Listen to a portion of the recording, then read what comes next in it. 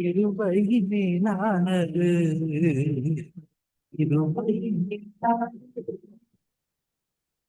இருபை இருபை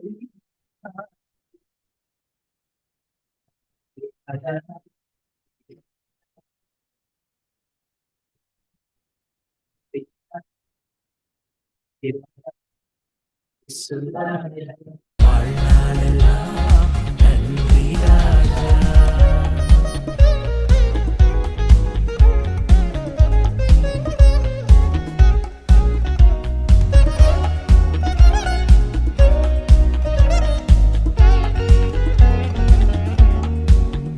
எங்கள் தாழ்வில் எங்களை நினைத்தீர், நாங்கள் உம்மை பாடுவோம். எங்கள் வாழ்வை ஆசீர்வதித்தீர், நாங்கள் உம்மை போற்றுவோம். எங்கள் தாழ்வில் எங்களை நினைத்தீர், நாங்கள் உம்மை பாடுவோம். எங்கள் வாழ்வை ஆசீர்வதித்தீர், நாங்கள் உம்மை போற்றுவோம். கிருபை மேலானது, உம் கிருபை மேலானது, கிருபை மேலானது, உம் கிருபை மேலானது. நன்றி ராஜா, இயேசு ராஜா, வாழ்நாளெல்லாம் நன்றி ராஜா. நன்றி ராஜா, இயேசு ராஜா, வாழ்நாளெல்லாம் நன்றி ராஜா.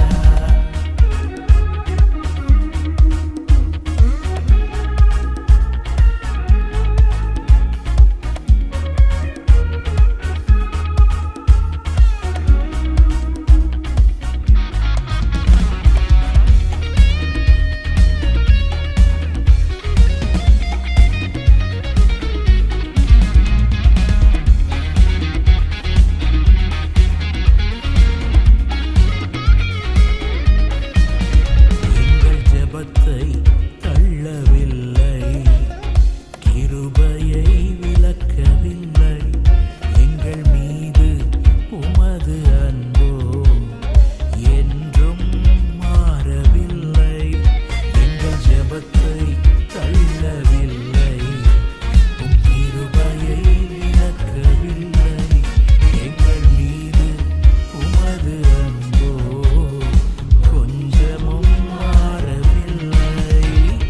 கிருபை மேலானது, உம் கிருபை மேலானது, கிருபை மேலானது, உம் கிருபை மேலானது. நன்றி ராஜா, இயேசு ராஜா, வாழ்நாளெல்லாம் நன்றி ராஜா. நன்றி ராஜா, இயேசு ராஜா, வாழ்நாளெல்லாம் நன்றி ராஜா. நன்றி ராஜா, இயேசு ராஜா, வாழ்நாளெல்லாம் நன்றி ராஜா. நன்றி ராஜா, இயேசு ராஜா, வாழ்நாளெல்லாம் நன்றி ராஜா.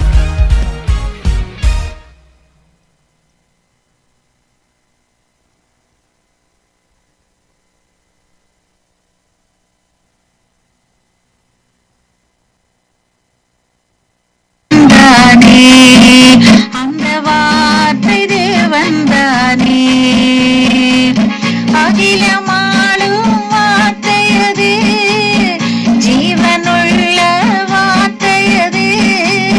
வானம் பூமி மாறினாலும் மாறாத வார்த்தை தேவன் வார்த்தை. வானம் பூமி மாறினாலும் மாறாத வார்த்தை தேவன் வார்த்தை. ஆதியிலே ஒரு வார்த்தை இருந்தது, அந்த வார்த்தை தேவன் தானே. வார்த்தை தேவன் தானே, அந்த வார்த்தை தேவன் தானே.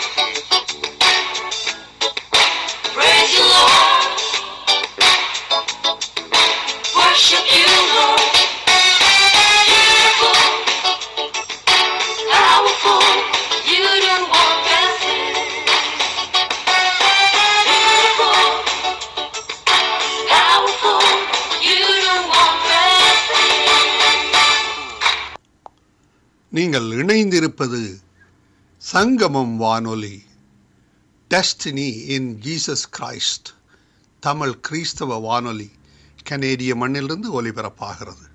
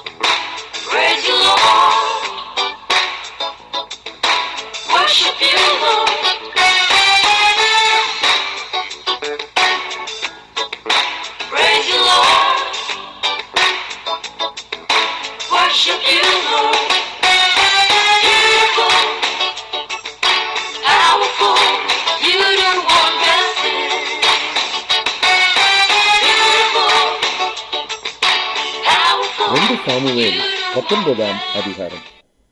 இதோ ராஜா அப்சலோமுக்காக அழுது புலம்புகிறார் என்று யோவாபுக்கு அறிவிக்கப்பட்டது. ராஜா தம்முடைய குமாரனுக்காக மனம் நொந்திருக்கிறார் என்று அன்றைய தினம் ஜனங்கள் கேள்விப்பட்டார்கள். அதன் நிமித்தம் அன்றைய தினம் அந்த ஜெயம் ஜனத்திற்கெல்லாம் துக்கமாய் மாறிற்று. யுத்தத்தில் முறிந்தோடுகிறதினால் வெட்கப்பட்டு திருட்டளவாய் வருகிறவர்கள் போல ஜனங்கள் அன்றைய தினம் திருட்டளவாய் பட்டணத்திற்குள் வந்தார்கள். ராஜா தன் முகத்தை மூடிக்கொண்டு மகா சத்தமாய், என் மகனாகிய அப்சலோமே, அப்சலோமாகிய என் மகனே, என் மகனே என்று அலறிக்கொண்டிருந்தான். அப்பொழுது யோவாப் வீட்டிற்குள்ளே ராஜாவினிடத்தில் போய், இன்று உம்முடைய ஜீவனையும் உம்முடைய குமாரர் குமாரத்திகளின் ஜீவனையும் உம்முடைய மனைவிகளின் ஜீவனையும் உம்முடைய மறுமனையாட்டிகளின் ஜீவனையும் தப்புவித்த உம்முடைய ஊழியக்காரர் எல்லாரின் முகத்தையும் வெட்கப்படுத்தினீர். இன்று நீர் உம்மை பகைக்கிறவர்களை சிநேகித்து உம்மை சிநேகிக்கிறவர்களை பகைக்கிறீர் என்று விளங்குகிறது. அதிபதிகளும் சேவகரும் உமக்கு அற்பமானவர்கள் என்று இன்று விளங்க பண்ணுகிறீர். அப்சலோம் உயிரோடு இருந்து நாங்கள் அனைவரும் இன்று செத்துப்போனால் அப்பொழுது உம்முடைய பார்வைக்கு நலமாயிருக்கும் என்று இன்று அறிந்து கொண்டேன். இப்போதும் எழுந்திருந்து வெளியே வந்து உம்முடைய ஊழியக்காரரோடே அன்பாய் பேசும். நீர் வெளியே வராதிருந்தால் இன்று இரவு ஒருவரும் உம்மோடே தங்கி இருப்பதில்லை என்று கர்த்தர் மேல் ஆணையிடுகிறேன். அப்பொழுது உம்முடைய சிறு வயது முதல் இதுவரைக்கும் உமக்கு நேரிட்ட எல்லா தீமையை பார்க்கிலும் அது உமக்கு அதிக தீமையாயிருக்கும் என்றான். அப்பொழுது ராஜா எழுந்து போய் ஒலிமுக வாசலில் உட்கார்ந்தான். இதோ ராஜா ஒலிமுக வாசலில் உட்கார்ந்திருக்கிறார் என்று சகல ஜனங்களுக்கும் அறிவிக்கப்பட்ட போது ஜனங்கள் எல்லாரும் ராஜாவுக்கு முன்பாக வந்தார்கள். இஸ்ரவேலரோவெனில் அவரவர் தங்கள் கூடாரங்களுக்கு ஓடிப்போனார்கள். இஸ்ரவேலுடைய சகல கோத்திரங்களிலும் உள்ள சகல ஜனங்களுக்குள்ளும் வாக்குவாதம் உண்டாகி அவர்கள், ராஜா நம்முடைய சத்துருக்களின் கைக்கு நம்மை நீங்களாக்கிவிட்டார், அவர்தானே பெலிஸ்தரின் கைக்கு நம்மை தப்புவித்தார், இப்போதோ அப்சலோமுக்கு தப்ப தேசத்தை விட்டு ஓடிப்போனார். நமக்கு ராஜாவாக அபிஷேகம் பண்ணி வைத்த அப்சலோம் யுத்தத்திலே செத்தான். இப்போதும் ராஜாவை திரும்ப அழைத்து வராமல் நீங்கள் சும்மா இருப்பானேன் என்று சொல்லிக் கொண்டார்கள். இப்படி இஸ்ரவேலர் எல்லாரும் பேசிக் கொண்டிருக்கிறது ராஜா இருக்கிற வீட்டிலே அவனுக்கு கேள்வியானபடியினால் தாவீது ராஜா சாதோக் அபியத்தார் என்னும் ஆசாரியர்களிடத்துக்கு ஆள் அனுப்பி, நீங்கள் யூதாவின் மூப்பரோடே பேசி ராஜாவை தம்முடைய வீட்டுக்கு திரும்ப அழைத்து வர நீங்கள் மற்றவர்களுக்கு பிந்தி போவானேன்? நீங்கள் என் சகோதரர், நீங்கள் என் எலும்பும் என் மாம்சமுமானவர்கள், ராஜாவை திரும்ப அழைத்து வர நீங்கள் பிந்தினவர்களாய் இருப்பானேன் என்று சொல்லுங்கள். நீங்கள் அமாசாவையும் நோக்கி, நீ என் எலும்பும் என் மாம்சமும் அல்லவோ, நீ யோவாபுக்கு பதிலாக என்னாலும் எனக்கு முன்பாக படைத்தலைவனாய் இராவிட்டால் தேவன் அதற்கு சரியாகவும் அதற்கு அதிகமாகவும் எனக்கு செய்ய கடவர் என்று சொல்லச் சொன்னான். இப்படியே யூதாவின் சகல மனுஷருடைய இருதயத்தையும் ஒரு மனுஷனுடைய இருதயத்தை போல் இணங்க பண்ணினதினால் அவர்கள் ராஜாவுக்கு, நீர் உம்முடைய எல்லா ஊழியக்காரரோடும் திரும்பி வாரும் என்று சொல்லி அனுப்பினார்கள். ராஜா திரும்ப வருகிறதற்கு யோர்தான் மட்டும் வந்தபோது யூதா கோத்திரத்தார் ராஜாவுக்கு எதிர்கொண்டு போய் ராஜாவை யோர்தானை கடக்க பண்ண கில்கால் மட்டும் வந்தார்கள். பகூரிம் ஊரானான பென்யமீனனாகிய கேராவின் மகன் சீமேயியும் தீவிரித்து யூதா மனுஷரோடும் கூட தாவீது ராஜாவுக்கு எதிர்கொண்டு போனான்.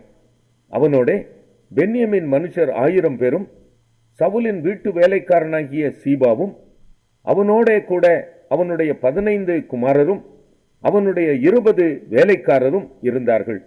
அவர்கள் ராஜாவுக்கு முன்பாக யோர்தானை வேகமாய் கடந்து போனார்கள்.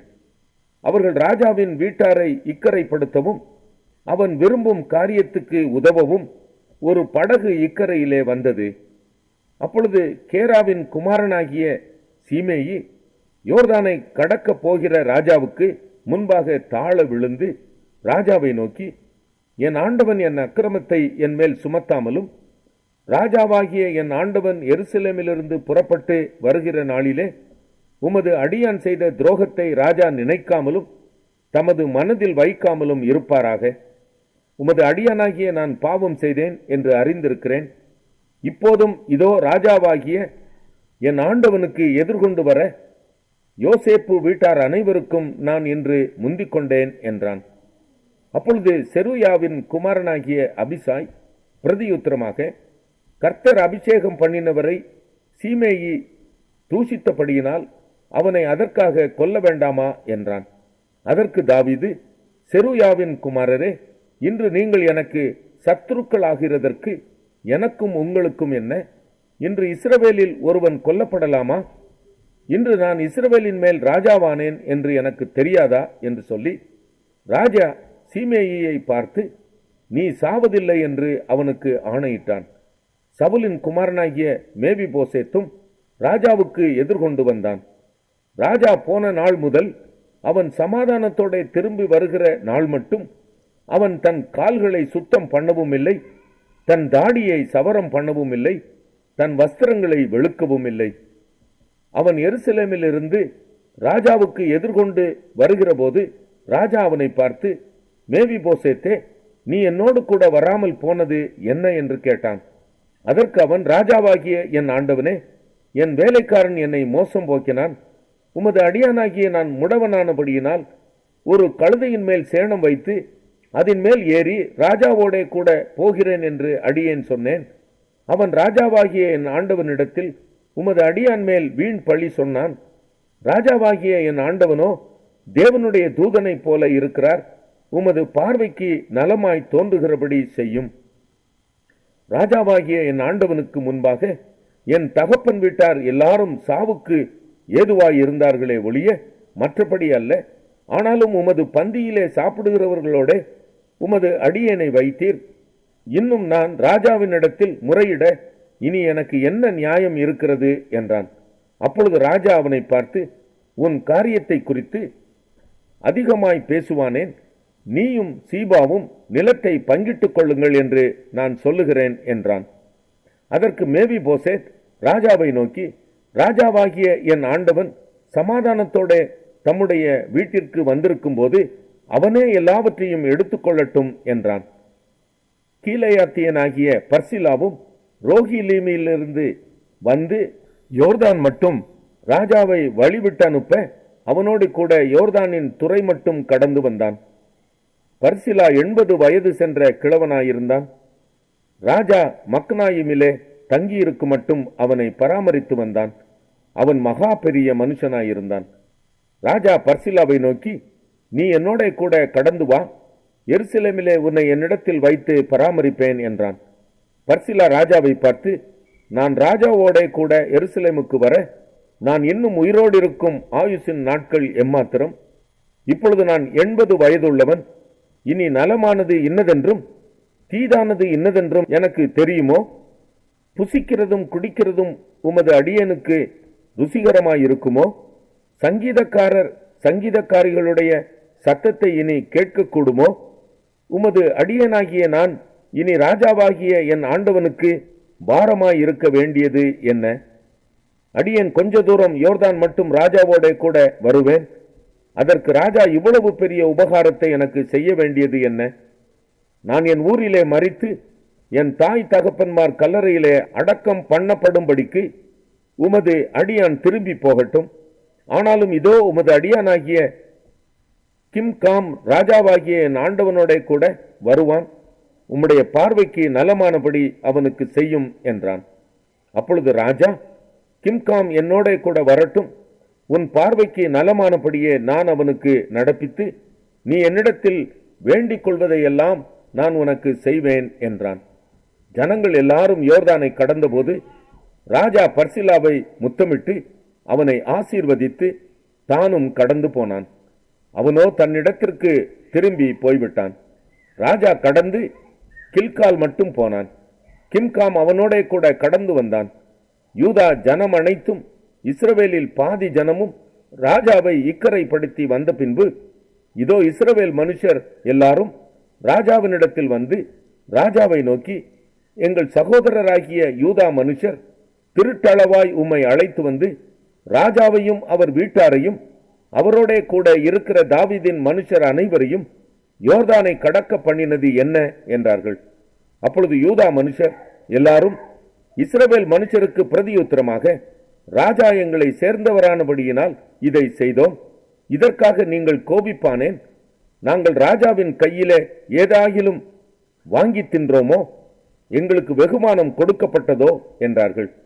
இஸ்ரவேல் மனுஷரோ யூதா மனுஷருக்கு பிரதியுத்தரமாக, ராஜாவினிடத்தில் எங்களுக்கு 10 பங்கு இருக்கிறது. உங்களை பார்க்கிலும் எங்களுக்கு தாவீதினிடத்தில் அதிக உரிமை உண்டு. பின்ன ஏன் எங்களை அற்பமாய் எண்ணினீர்கள்? எங்கள் ராஜாவை திரும்ப அழைத்து வர வேண்டும் என்று முந்தி சொன்னவர்கள் நாங்கள் அல்லவா என்றார்கள். ஆனாலும் இஸ்ரவேல் மனுஷரின் பேச்சை பார்க்கிலும் யூதா மனுஷரின். எரேமியா 23 அதிகாரம். என் மேய்ச்சலின் ஆடுகளை கெடுத்து சிதறடிக்கிற மெய்ப்பர்களுக்கு ஐயோ என்று கர்த்தர் சொல்லுகிறார். இஸ்ரவேலின் தேவனாகிய கர்த்தர் தமது ஜனத்தை மேய்க்கிற மெய்ப்பர்களுக்கு விரோதமாக சொல்லுகிறது என்னவென்றால், நீங்கள் என் ஆடுகளை பராமரியாமல் அவைகளை சிதறடித்து அவைகளை துரத்தி விட்டீர்கள். இதோ நான் உங்கள் பேரில் உங்கள் செய்கைகளின் பொல்லாப்புக்கேற்ற தண்டனையை உங்கள் மேல் வருவிப்பேன் என்று கர்த்தர் சொல்லுகிறார். நான் என் ஆடுகளில் மீதியாய் இருப்பவைகளை துரத்தி இருந்த எல்லா தேசங்களிலும் இருந்து சேர்த்து அவைகளை திரும்ப அவைகளின் தொழுவங்களுக்கு கொண்டு வருவேன். அப்பொழுது அவைகள் பலுகி பெருகும். அவைகளை மேய்க்க தக்கவர்களையும் அவைகள் மேல் ஏற்படுத்துவேன். இனி அவைகள் பயப்படுவதும் இல்லை, கலங்குவதும் இல்லை, காணாமற் போவதும் இல்லை என்று கர்த்தர் சொல்லுகிறார். இதோ நாட்கள் வரும் என்று கர்த்தர் சொல்லுகிறார். அப்பொழுது தாவீதுக்கு ஒரு நீதியுள்ள கிளையை எழும்ப பண்ணுவேன். அவர் ராஜாவாய் இருந்து ஞானமாய் ராஜரிகம் பண்ணி பூமியிலே நியாயத்தையும் நீதியையும் நடப்பிப்பார். அவர் நாட்களில் யூதா ரட்சிக்கப்படும், இஸ்ரவேல் சுகமாய் வாசம் பண்ணும்.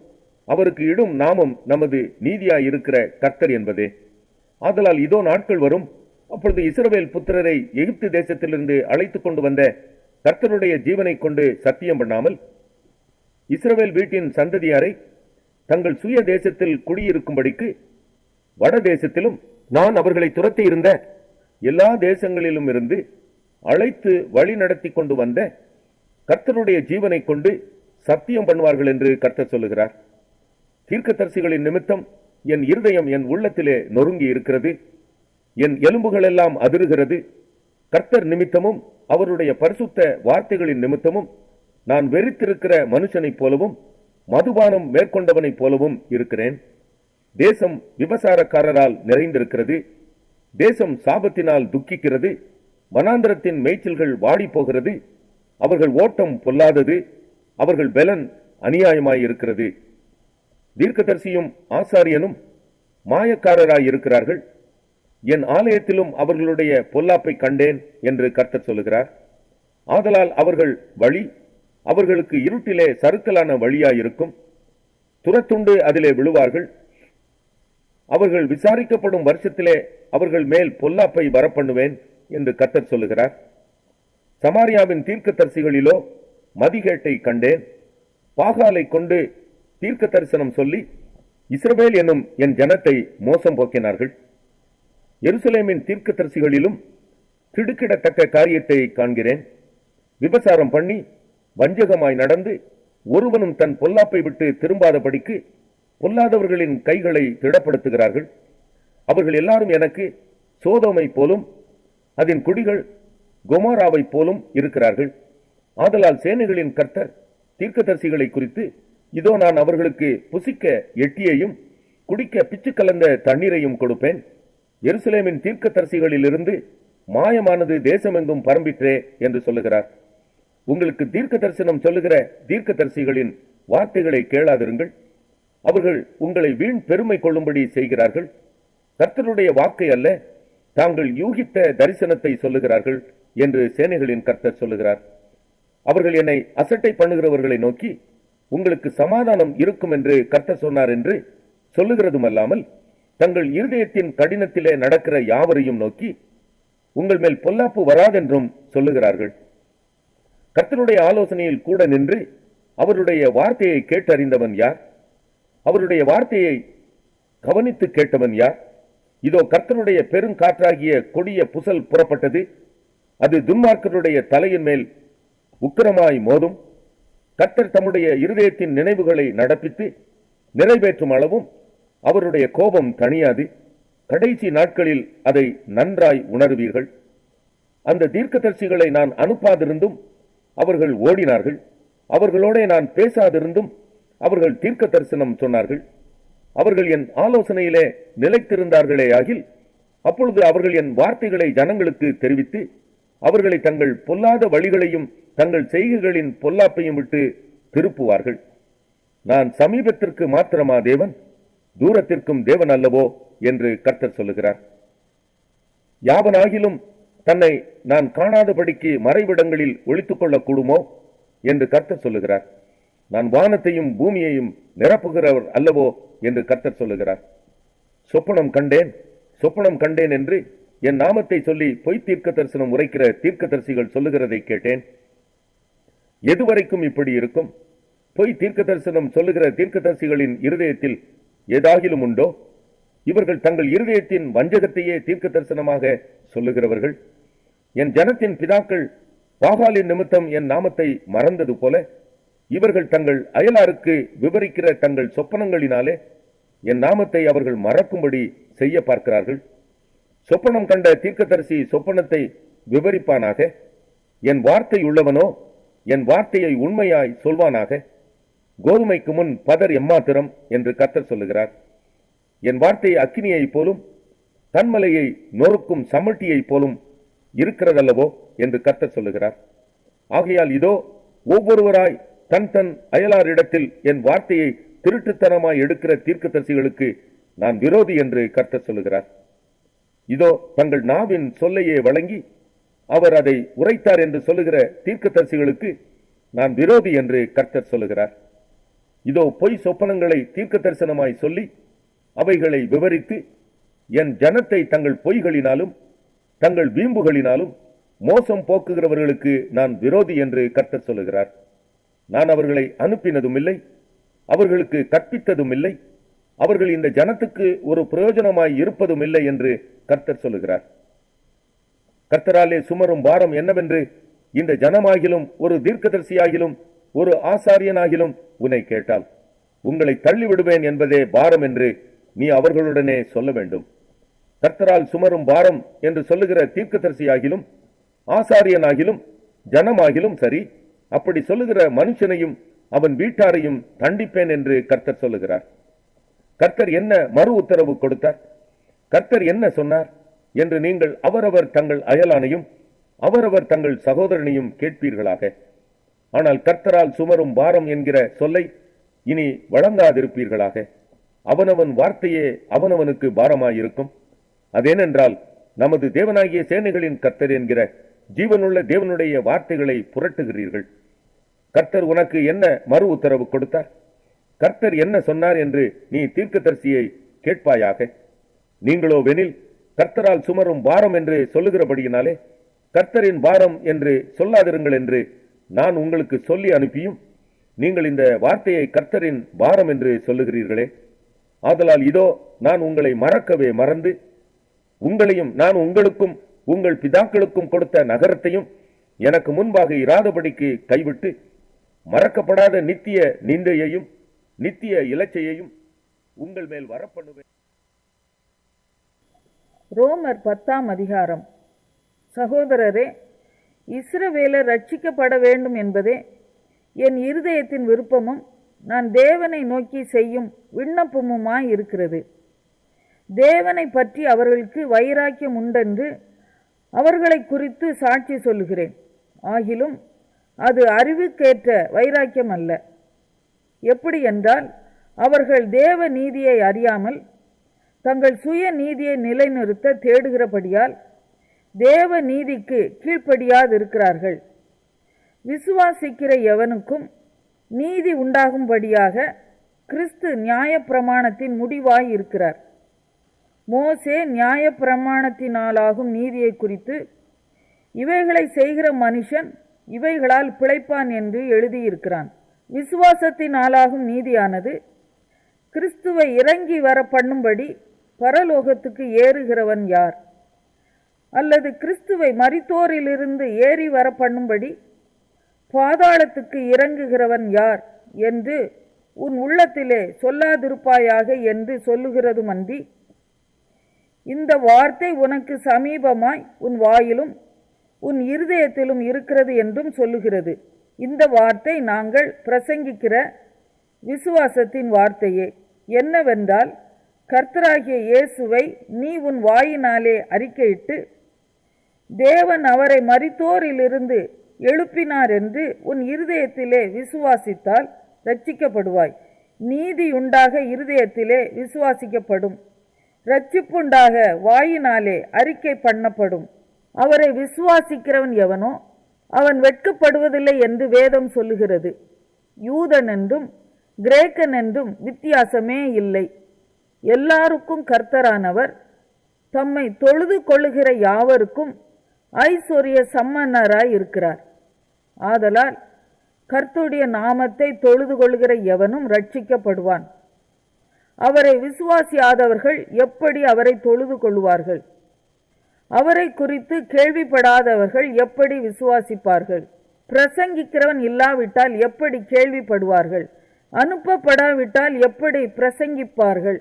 சமாதானத்தை கூறி நற்காரியங்களை சுவிசேஷமாய் அறிவிக்கிறவர்களுடைய பாதங்கள் எவ்வளவு அழகானவைகள் என்று எழுதியிருக்கிறதே. ஆனாலும் சுவிசேஷத்துக்கு எல்லாரும் கீழ்ப்படியவில்லை. அதை குறித்து ஏசாயா, கர்த்தாவே, எங்கள் மூலமாய் கேள்விப்பட்டதை விசுவாசித்தவன் யார் என்று சொல்லுகிறான். ஆதலால் விசுவாசம் கேள்வியினாலே வரும், கேள்வி தேவனுடைய வசனத்தினாலே வரும். இப்படி இருக்க அவர்கள் கேள்விப்படவில்லையா என்று கேட்கிறேன். கேள்விப்பட்டார்கள். அவைகளின் சத்தம் பூமி எங்கும், அவைகளின் வசனங்கள் பூச்சக்கரத்து கடைசி வரைக்கும் செல்லுகிறதே. இஸ்ரவேலர் அதை அறியவில்லையா என்று கேட்கிறேன். அறிந்தார்கள். முதலாவது மோசே, எனக்கு ஜனங்கள் அல்லாதவர்களை கொண்டு நான் உங்களுக்கு எரிச்சல் உண்டாக்குவேன், புத்தியீனமுள்ள ஜனங்களாலே உங்களுக்கு கோபம் ஊட்டுவேன் என்றான். அல்லாமலும் ஏசாயா, என்னை தேடாதவர்களாலே கண்டறியப்பட்டேன், என்னை விசாரித்து கேளாதவர்களுக்கு வெளியரங்கமானேன் என்று தைரியம் கொண்டு சொல்லுகிறான். இஸ்ரவேலரை குறித்தோ கீழ்ப்படியாதவர்களும் எதிர்த்து பேசுகிறவளுமாய் இருக்கிற ஜனங்களிடத்திற்கு நாள் முழுதும் என் கைகளை. ரோமர் 11ஆம் அதிகாரம். இப்படி இருக்க தேவன் தம்முடைய ஜனங்களை தள்ளிவிட்டாரோ என்று கேட்கிறேன். தள்ளிவிடவில்லையே. நானும் ஆபிரகாமின் சந்ததியிலும் பென்யமின் கோத்திரத்திலும் பிறந்த இஸ்ரவேலன். தேவன் தாம் முன்னறிந்து கொண்ட தம்முடைய ஜனங்களை தள்ளிவிடவில்லை. எலியாவை குறித்து சொல்லிய இடத்தில் வேதம் சொல்லுகிறதை அறியீர்களா? அவன் தேவனை நோக்கி, கர்த்தாவே, உம்முடைய தீர்க்கதரிசிகளை அவர்கள் கொலை செய்து உம்முடைய பலிபீடங்களை இடித்து போட்டார்கள். நான் ஒருவன் மாத்திரம் மீதியாயிருக்கிறேன், என் பிராணனையும் வாங்க தேடுகிறார்களே என்று இஸ்ரவேலருக்கு விரோதமாய் விண்ணப்பம் பண்ணின போது அவனுக்கு உண்டான தேவ உத்தரவு என்ன? வாகாலுக்கு முன்பாக முழங்காற்படியிடாத 7000 பேரை எனக்காக மீதியாக வைத்தேன் என்பதே. அப்படி போல இக்காலத்திலேயும் கிருபையினாலே உண்டாகும் தெரிந்து கொள்ளுதலின்படி ஒரு பங்கு மீதியாய் இருக்கிறது. அது கிருபையினாலே உண்டாயிருந்தால் கிரியைகளினாலே உண்டாயிராது. அப்படி அல்லவென்றால் கிருபையானது கிருபையல்லவே. அன்றியும் அது கிரியைகளினாலே உண்டாயிருந்தால் அது கிருபையாயிராது. அப்படி அல்லவென்றால் கிரியையானது கிரியை அல்லவே. அப்படியானால் என்ன? இஸ்ரவேலர் தேடுகிறதை அடையாமல் இருக்கிறார்கள், தெரிந்து கொள்ளப்பட்டவர்களோ அதை அடைந்திருக்கிறார்கள். மற்றவர்கள் இன்றைய தினம் வரைக்கும் கடினப்பட்டு இருக்கிறார்கள்.